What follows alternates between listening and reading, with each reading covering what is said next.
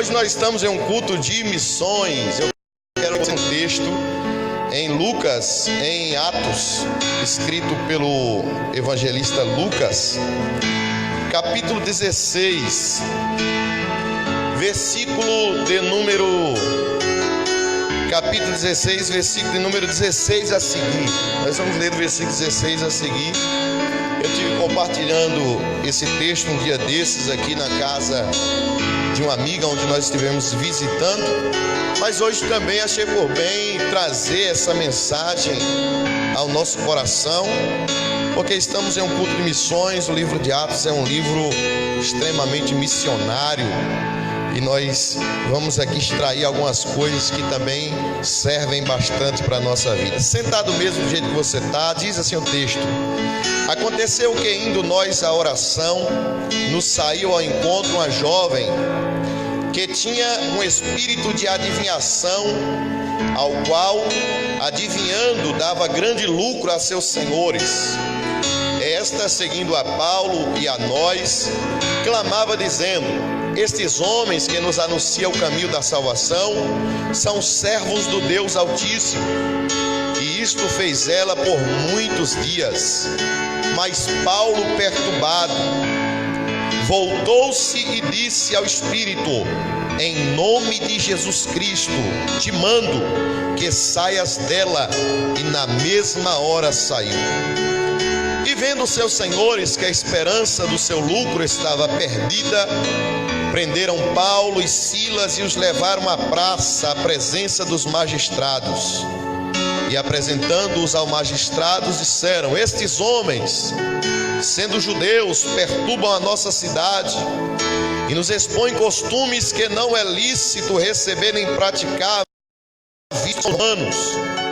E a multidão se levantou unida contra eles, e os magistrados, rasgando-lhes as vestes, mandaram açoitá-los com varas.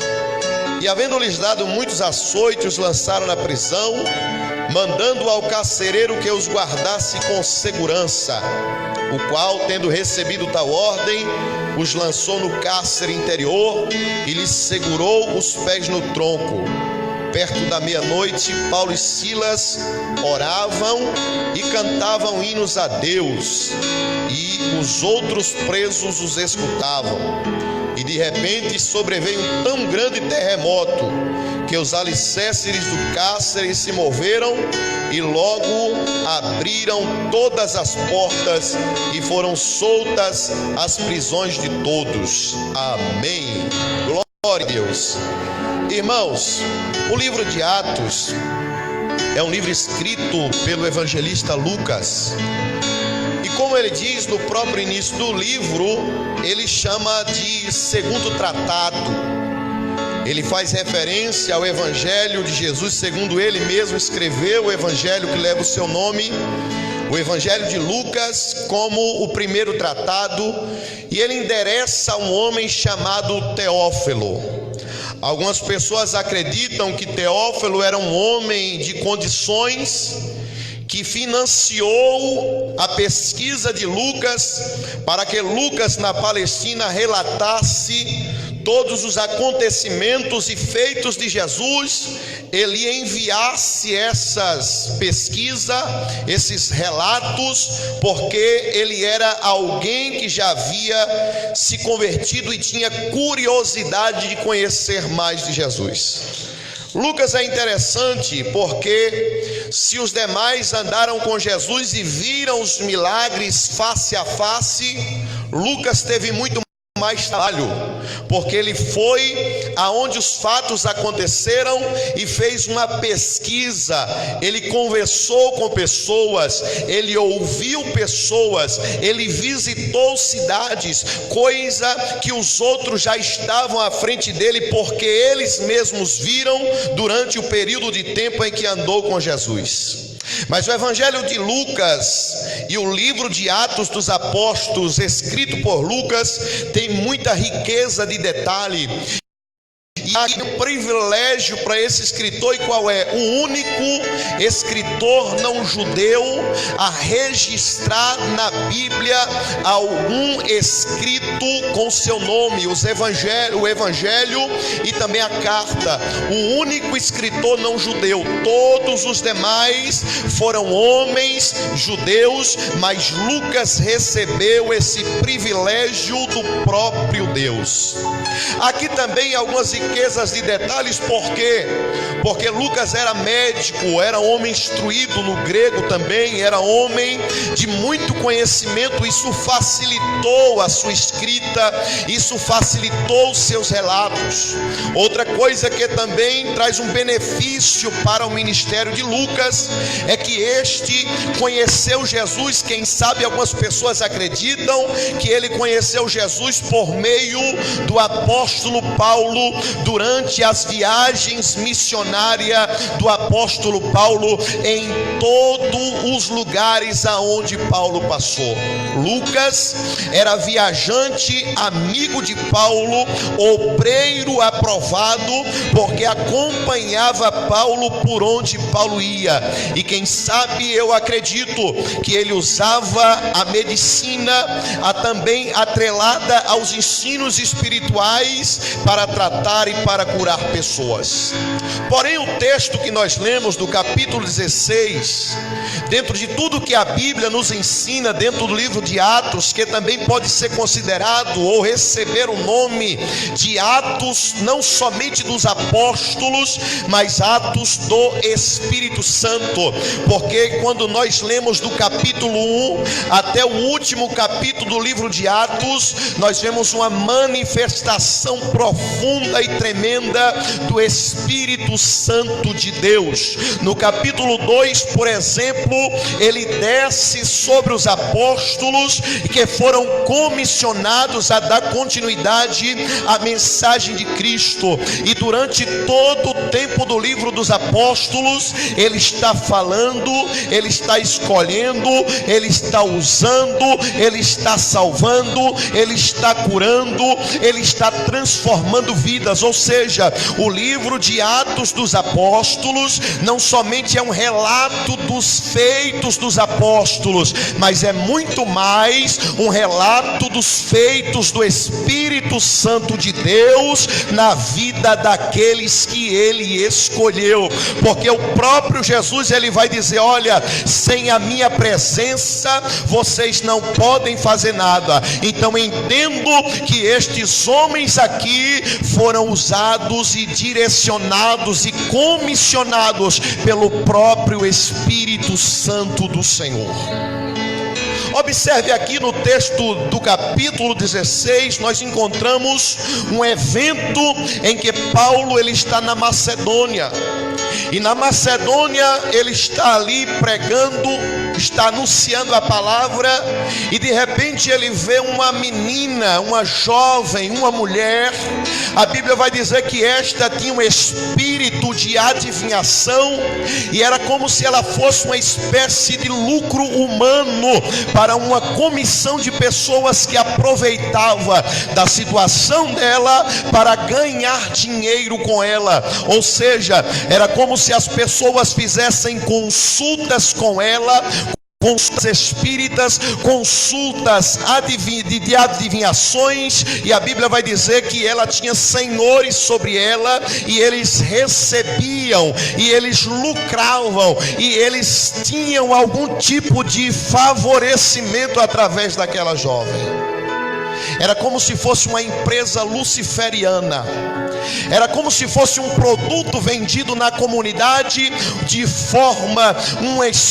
uma forma espiritual estranha. E a Bíblia diz que Paulo, cheio do Espírito Santo, diante de tantas vezes que Paulo ouviu aquilo, ele olha para aquela jovem, ele olha para o espírito que estava dentro daquela jovem, ele tem o discernimento de Deus, e ele diz: disse assim: olha, em nome de Jesus Cristo, eu te ordeno, saia dela. E a Bíblia diz que na mesma hora, o espírito que atuava naquela vida, o espírito que destruía aquela vida, o espírito que oprimia aquela vida, saiu de cena, e a obra de Deus começou naquele lugar. Mas aqui eu tenho alguns pontos, porque olha como Deus age. Se tratando de obra missionária, eu aprendo que a primeira coisa importante do texto aqui é que a obra missionária, ela é direcionada por Deus. A obra missionária, ela é comissionada, ela é ordenada, ela é dirigida pelo próprio Espírito Santo do Senhor, e Ele escolhe a pessoa certa para o lugar certo e no tempo certo. Bendito seja o Senhor. Não sou eu que me indico para a obra missionária, não sou eu quem me escalo para a obra missionária, não sou eu quem escolho o lugar, não sou eu quem escolhe o tempo. Quem escolhe o lugar, quem escolhe o tempo e quem escolhe a pessoa é Deus. Aleluia. É o que o texto nos diz. Porque olha o que é que o texto nos diz no capítulo 16, verso 6. Paulo pretendia ir para Frígia e pelas províncias da Galácia, mas a Bíblia diz que ele foi impedido pelo Espírito Santo de anunciar a palavra na Ásia. Deus fechou a boca de Paulo para Paulo não pregar naquele lugar. Por que, pastor, que Deus passou um zip na boca de Paulo para Paulo não pregar naquele lugar? É porque o Espírito Santo, ele não queria a salvação daquele povo, é porque o Espírito Santo não queria entrar naquele lugar, é porque o Espírito Santo não queria agir naquele lugar. Não, ele quer, ele sempre quis e ele sempre vai ter esse desejo, mas é porque aquele não era o tempo, aquela não era a hora e aquele não era o lugar que Deus queria usar Paulo. Ele teria outras oportunidades, mas por enquanto Deus disse: eu vou fechar a tua boca para o povo da Ásia por enquanto. Aí Paulo, quem sabe, ficou na dúvida, dizendo: olha, por que Deus não quer que eu anuncie na Ásia? Então tá certo, já que Deus não quer que eu anuncie na Ásia, eu vou para a Mísia, eu vou para a. E a Bíblia diz: mas o Espírito de Jesus não o permitiu. Olha que interessante. Toda vez que Paulo traçou uma rota, Deus disse: não é essa. Quando Paulo traçou outra rota, o Espírito Santo disse: não é este o tempo e não é este o lugar que eu vou te usar. Paulo viajou para Troade, e a Bíblia diz que Paulo está lá dormindo. E enquanto Paulo está dormindo de noite, ele tem um sonho, e o sonho era que um varão macedônio se colocava diante de Paulo e acenava dizendo: ei Paulo, passa a Macedônia e nos ajuda. A Bíblia diz que no dia seguinte Paulo levantou com uma convicção, ele levantou com a convicção de que Deus estava apontando o caminho aonde ele deveria pregar, de que Deus estava apontando o lugar que ele deveria pregar. Deixa eu praticar aqui, deixa eu falar algo aqui nesta noite. Ei querido, tem muitas pessoas se metendo onde não deve, se escalando aonde não deve, se colocando aonde não deve, escolhendo a si mesmo, ungindo a si mesmo, usando a si mesmo, quando Deus não autorizou, quando Deus não permitiu, quando Deus não escalou. Tem gente até viajando para outros países e dizendo: eu fui escolhido para fazer a obra, mas Deus não falou com ele, e ele volta volta frustrado. Tem gente muitas vezes que até aluga pontos de pregação, compra cadeira, compra microfone, coloca púlpito, coloca um carro de som na praça e diz: Deus falou que eu vou ser isso e que eu vou ser aquilo, mas muitas vezes Deus não falou e o resultado não vem, a obra não cresce, as coisas não acontecem. Sabe o que é? É porque não tem autorização de Deus, não foi comissionado por Deus, não é o tempo dele ainda, não é a hora dele ainda. Mas eu tenho algo para dizer para nós aqui nesta noite: a obra missionária, ela é comissionada por Deus, e quando Deus dá a direção, as coisas acontecem. Irmão, quando Deus manda, as coisas acontecem. Quando Deus direciona, as coisas acontecem. Quando Deus ordena, as coisas acontecem. Sabe por quê? Porque Ele nunca erra a direção, Ele nunca erra o escolhido, Ele nunca escolhe. Ele pode escolher uma pessoa analfabeta, semi-analfabeta, uma pessoa sem aparência, sem formosura, mas se foi Ele que escolheu, se foi Ele quem colocou, se foi Ele quem mandou, as coisas dão certo. Mas pode ser uma pessoa estudada, com dinheiro sobrando, pode ser escolhida pelo presidente, pela comissão, pode ser escolhido por quem quiser, pode ser escolhido pela aparência e dizer: você vai para lá, você vai fazer tal obra, você vai fazer tal coisa, e os frutos não vêm. Por quê? Porque foi o homem quem colocou, foi o homem quem apontou, foi o homem que escolheu, e não dá certo. Mas eu tenho um recado de Deus para você: Deus vai te escolher na hora certa, Deus vai te colocar no lugar certo na hora certa, Deus vai apontar o caminho. Mas se Ele ainda não mostrou, se Ele ainda não permitiu, se Ele ainda não mandou tirar o zip, fica com o zip, fica no lugar, porque o tempo de Deus é melhor do que o tempo do homem. O tempo de Deus é melhor do que o tempo do homem. O tempo de Deus é melhor do que o tempo do homem. A segunda coisa que eu vejo no texto é que mesmo sendo Deus que mandou ele, que mesmo tendo Deus direcionado, que mesmo tendo Deus dado a ordem, que mesmo tendo Deus trazido a revelação para ele de noite em um sonho, isso não impede de que os problemas surjam no meio da obra missionária. Isso não impede que as dificuldades cresçam naquilo que nós estamos fazendo. Isso não impede que os ventos soprem. Isso não impede que as coisas venham em nossa direção. Mas se nós estamos na direção de Deus, o vento pode soprar, a tempestade pode vir, o fogo, a calúnia, a caverna, pode vir leão, pode vir o que for, nós estamos segurados em Deus. Olha o que acontece. Paulo está exercendo o seu ministério, dois dons pelo menos aqui: discernimento espiritual. Ele estava indo para a oração, diz ele. O texto aqui diz que indo eles para a oração, ele diz: nos saiu encontro uma jovem que tinha espírito de adivinhação. Não foi uma vez só, quem sabe semanas, quem sabe dias.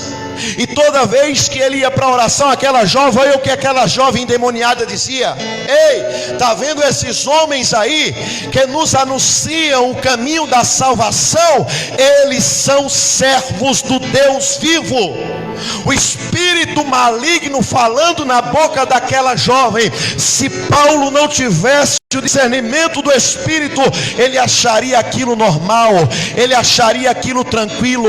Mas quando o Espírito de Deus testificou no coração de Paulo, Paulo repreendeu o Espírito saiu, e aquela jovem foi restaurada e foi liberta pelo poder de Deus.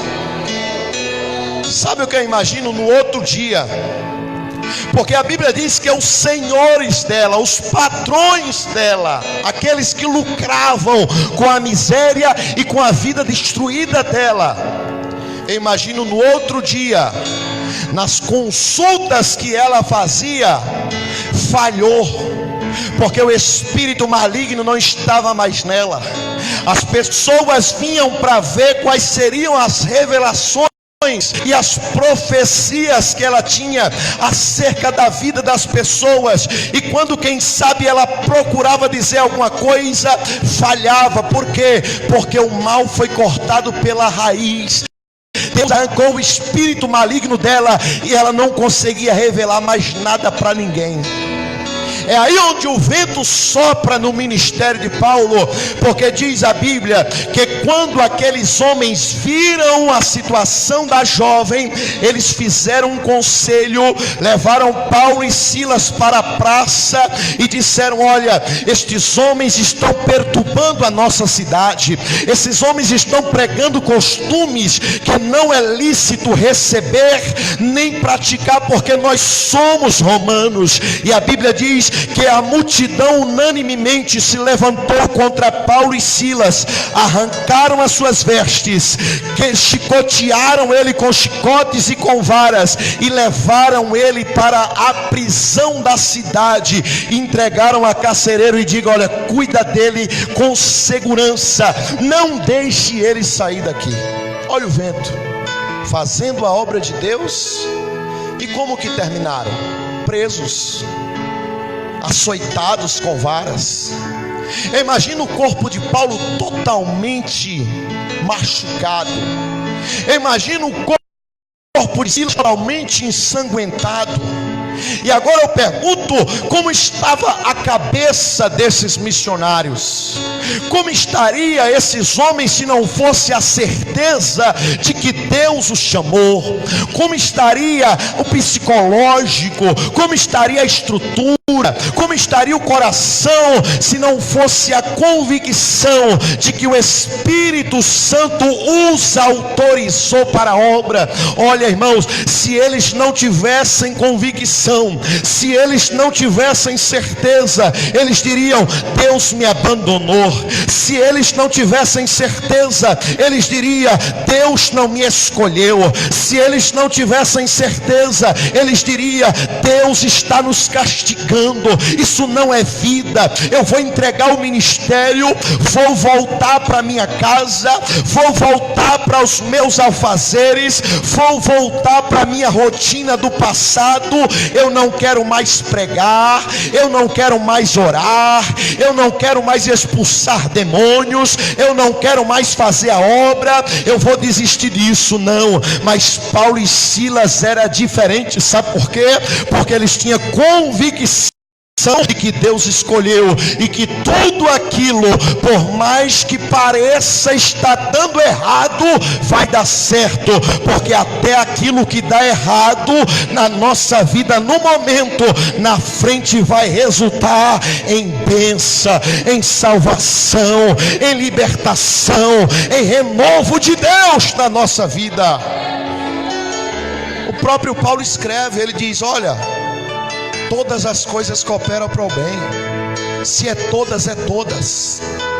Se é todas, o que acontece de bom coopera para o bem, e o que acontece de mal coopera para o bem também. Paulo estava num momento açoitado. É bom ser açoitado? Não.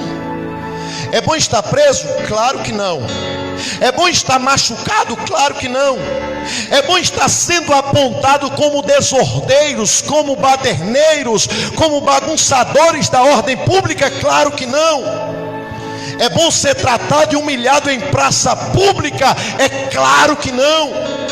Eles foram humilhados na praça da cidade. Eles foram humilhados na praça, foram tratados como cachorro. Mas eu imagino no coração deles a certeza: pelo nome de Jesus vale a pena.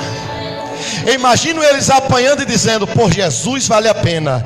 Eu imagino eles sendo tratados como animais na praça da cidade e dizendo: por Jesus vale a pena. Eu imagino eles apanhando, sendo apontados e dizendo: por Jesus vale a pena, por Jesus vale a pena, por Jesus vale a pena. Nesta noite eu quero te dizer uma coisa aqui, querido: por Jesus vale a pena sofrer aquilo que for necessário, porque tudo vai cooperar para o bem espiritual da sua vida e da sua família também.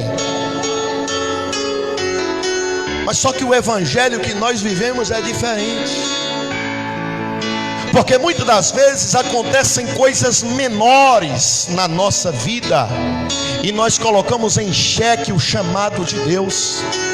Porque muitas vezes acontecem coisas muito menores na minha e na tua vida e nós duvidamos, quem sabe, do chamado de Deus na nossa vida.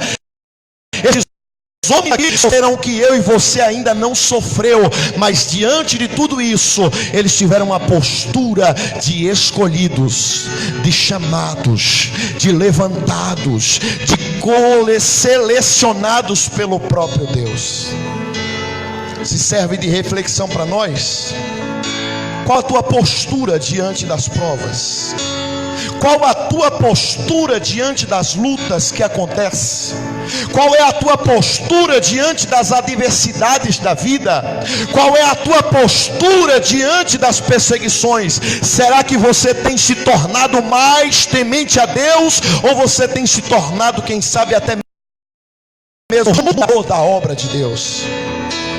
Porque eu queria que diante da prova, em vez de adorar e louvar e reconhecer a bondade de Deus, ele murmura, ele xinga, ele joga a peteca para o ar, ele entrega ministério, ele entrega dons, ele desiste daquilo que Deus o escolheu para fazer, porque na hora da fornalha é encontrado reprovado.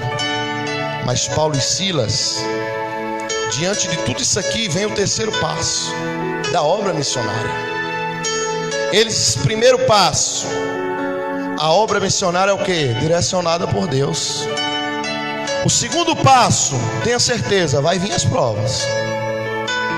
Ele te escolheu, deu a direção, apontou o caminho, mas pode ter certeza, irmão, não é só bênção não, não é só flores não, não é só cheirinho de rosa não, não é só glória e aleluia não, não é só língua estranha e presença de Deus não, é choro também, é solidão também, é conflitos internos também, é decepções também, são nãos também. Às vezes também na vida espiritual tem não.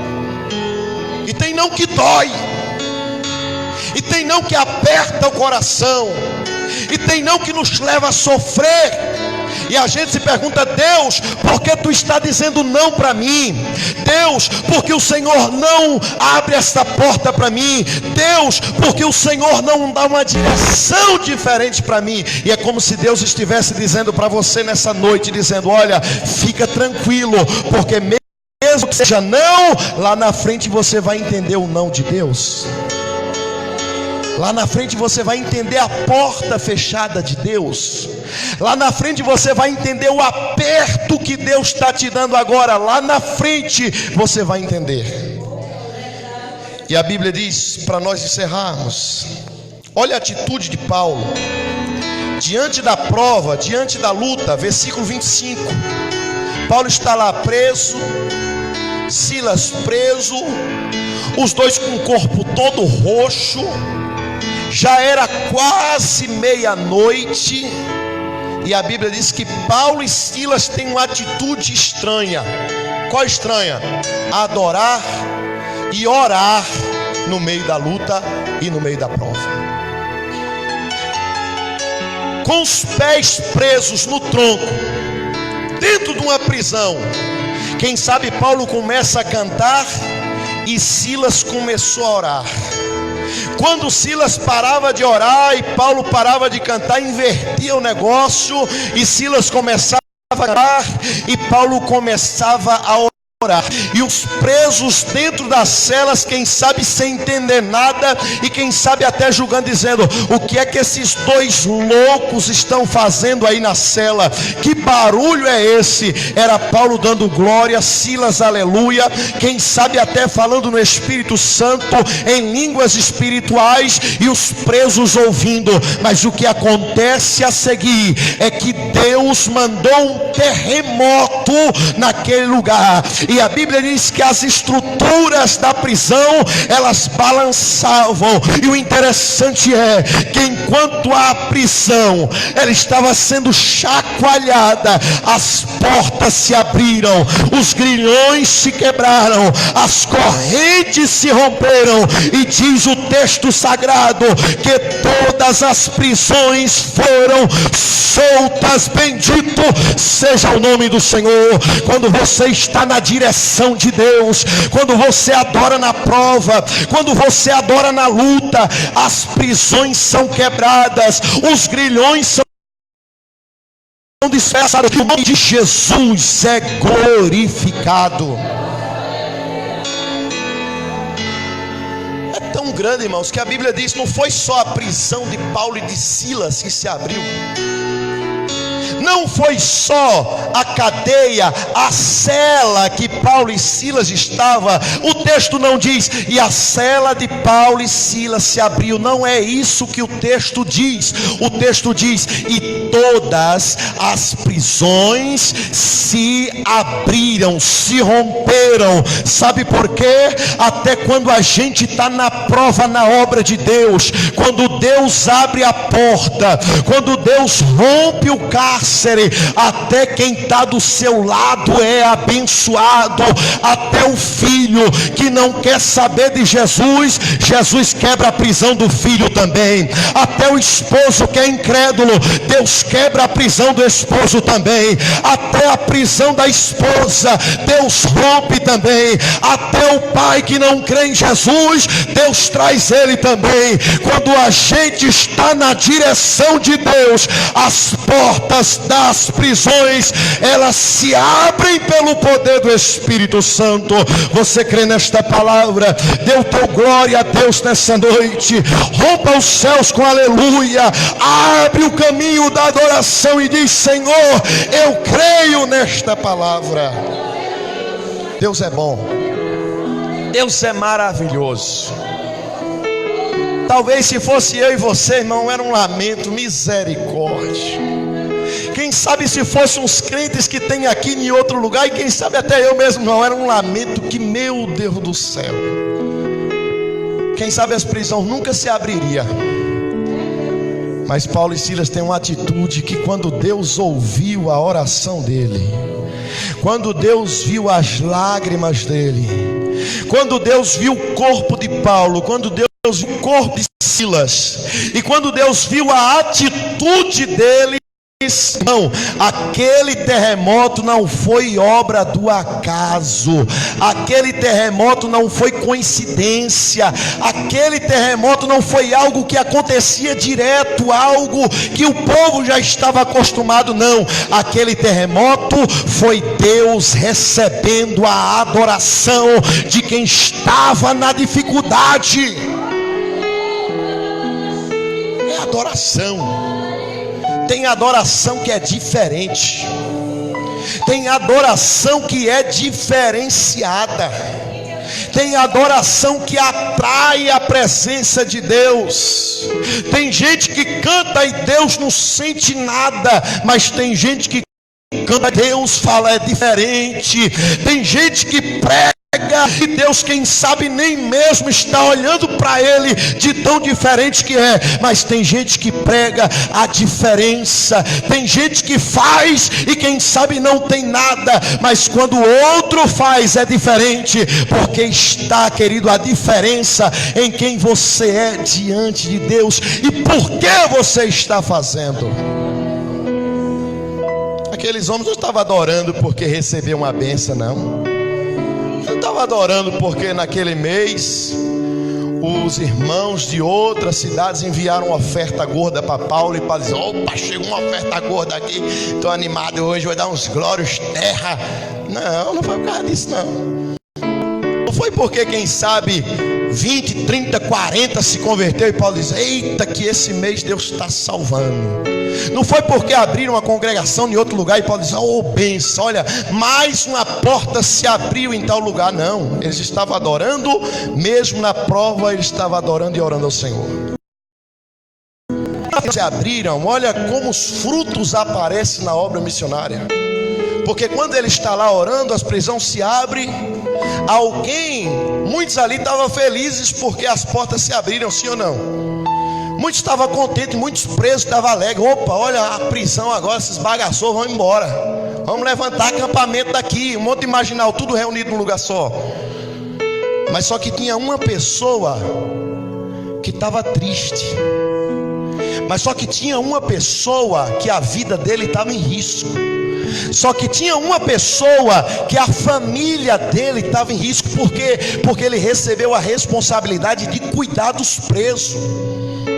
Se os presos fogem, se alguém leva aqueles presos dali, a vida do carcereiro era tirada em lugar da vida do preso que ele estava cuidando. Então, para o carcereiro, a libertação daqueles era ruim para ele.